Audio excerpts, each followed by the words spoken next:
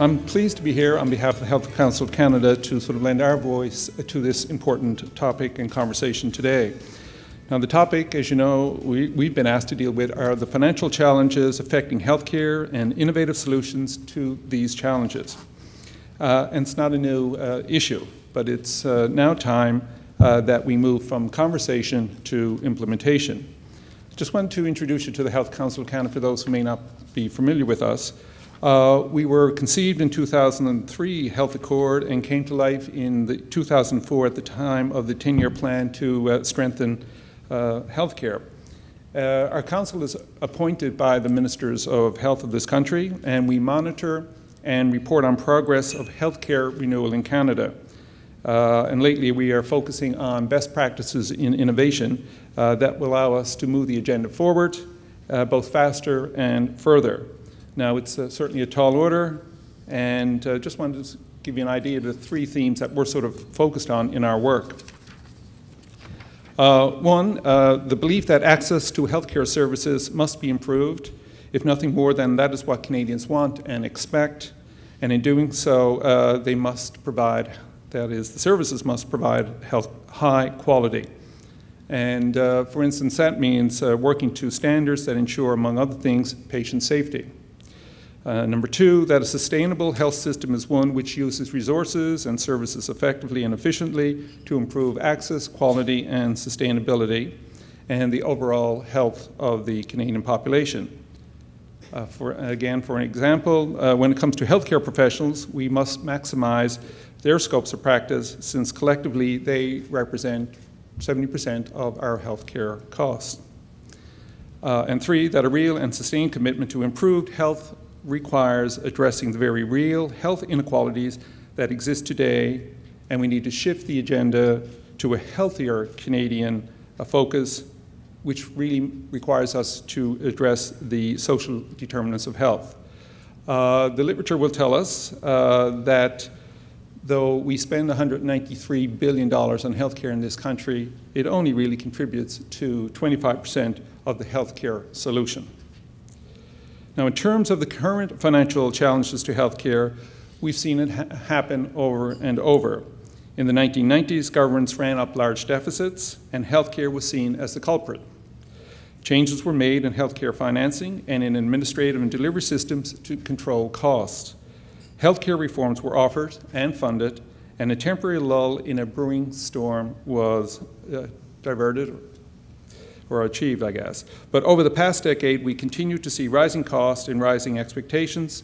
Healthcare costs have actually doubled in the past 10 years in Canada.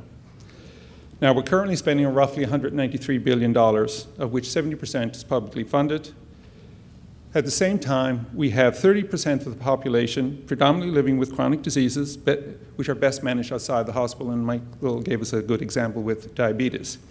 But that 30% of the population using 70% of our healthcare resources. So today we have deflated economies, deflated federal and provincial finances, able to address today's and tomorrow's health system challenges, as we're told. Now, here in Ontario, and Saad, I'm sure can speak to this much better than I, the provincial government is currently spending 46% of its budget on healthcare. And we're told, again, if expenditures continue unchecked, this could increase to as high as 70 to 80%. Now, that's what I would call both a financial challenge and, if nothing else, a political challenge for this province. So what are Ontario and other provinces facing with those that are facing these same fiscal realities going to be able to do, or more importantly, should do? Now, here's an excerpt from an article entitled "Finding the Right Business Models for Healthcare" that was published recently in the Harvard Business Review, and it reflects on the American system.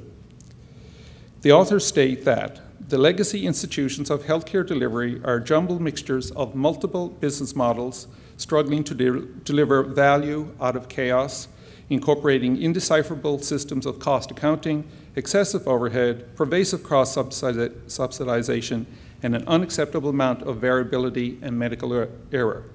So, does that sound familiar? Now, I just want to talk what we see as the basis for an innovation agenda for this country. from the Health Council's work to date. We see the real challenge is to not make quick fixes. What's required instead is clear thinking leading to well-conceived changes that will shape our future, that are integrated and in turn sustainable. Both in terms of clinically sustainable, financially sustainable, and politically sustainable. That's the basis for an innovation agenda for healthcare in Canada. We need to improve healthcare technologies, systems, and processes that support improved delivery of care and health outcomes, and that have the ongoing support of Canadians. As well, and from our perspective, must have a net health benefit. So innovation for itself, fine, but innovation that provides a net health benefit is the ideal. Now, despite our challenges here in Canada, public confidence in the healthcare system is actually improving. We put out a report a little over a week ago based on the Commonwealth Fund survey that found that the majority of Canadians, 76% of which rate the quality of medical care they receive as excellent or very good. This is above the international average.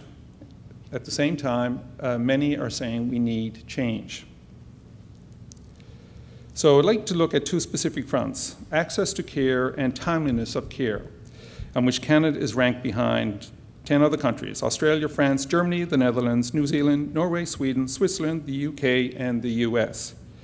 To improve on these key measures, a number of innovative solutions have already been adopted, but not widely implemented. So we've tracked the development and implementation of primary healthcare teams in all jurisdictions across Canada.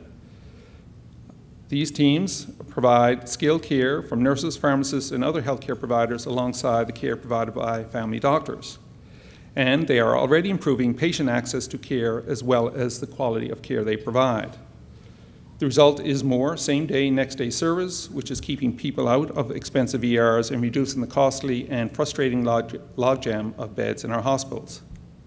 But while any degree of progress in this area is good, we still see an urgent need to accelerate primary health care team-based practice across Canada.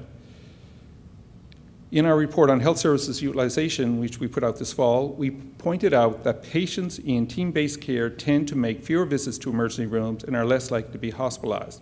So that is a good strategy that needs promoting to get us to the end goal. And we see that a widespread adoption of this approach doesn't require huge amounts of new money. We just need to do more of what we know works. This is an important point that I hope will be made again and again in our discussions today. Useful and effective innovations don't necessarily require that we spend more money. Now, you can define more money in real terms, actual terms, what have you, but it does also require trade-offs. Last year, we put out a paper titled Value for Money, Making Canadian Healthcare Stronger. We questioned whether additional resources were required to achieve a high-quality and sustainable healthcare system, especially since we were not measuring the overall health outcomes from current levels of investment, the one thing that we do not do well here in this country. But the data did show that some other countries were spending less and achieving better results. Now, we also found that the doubling of healthcare costs in the past decade was driven mainly by an increase in the cost and use of healthcare services used by all of us. Then we wanted to see what are the drivers of those costs in terms of use of doctors, drugs, and diagnostic imaging as an example. Were all these services required, and are there opportunities to curb areas of overutilization? And when examining these issues, it challenges us to consider more deeply what the right mix of services is, for whom, and what goals are in mind. How can we improve on a service, a diagnosis, a prescription, an MRI, an office visit? What is the appropriate role for clinical practice guidelines and other protocols, electronic medical records in our system of care? And how can we influence patient and provider behavior modification? What is the role for innovation in addressing these very specific questions? Now, the Health Council will say we're trying to practice what we preach, we're trying to seize every opportunity to innovate. We produce many reports, and key messages are being delivered online in the form of public accessible podcasts with an emphasis on the emerging social networks, which in themselves are a significant innovation over the life of the Health Council. I just want to highlight one best practice in terms of use of guidelines by the Registered Nurses Association of Ontario, who's done quite well nationally, provincially, nationally, and internationally in developing best practice guidelines and having those adopted in practice in this country and now elsewhere, Spain, for example. So we're recognized for our ability to innovate on the front line.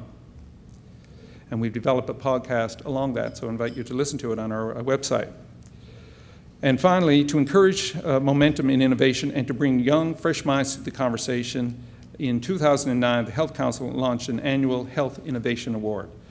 The competition challenges university students across Canada to make their case for a best practice innovation in Canadian healthcare. And the question we put to participants last year was, what do you propose to help renew and sustain Canadian healthcare, and why?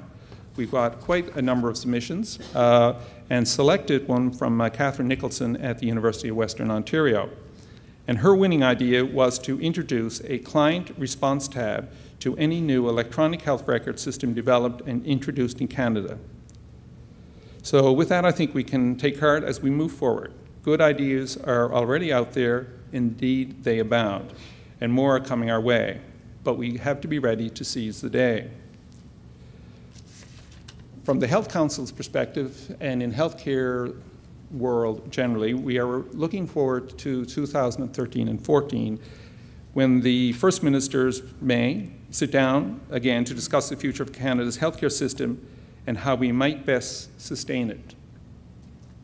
Early next year, the Health Council will be producing a progress report intended to summarize how we've done so far in meeting the goals set out in the 2003 and 2004 Health Accords, innovation being one of the topics, with additional reports planned for the coming years. These reports will also highlight any significant gaps that remain and must be addressed. This is where we would like to identify the innovations and best practices that are needed to achieve our public goals for healthcare in Canada. And I hope you find some of this information today of benefit and the ideas expressed by the Health Council. And certainly look forward to engaging with you as the day progresses, and want to thank Peter and my fellow participants. Thank you.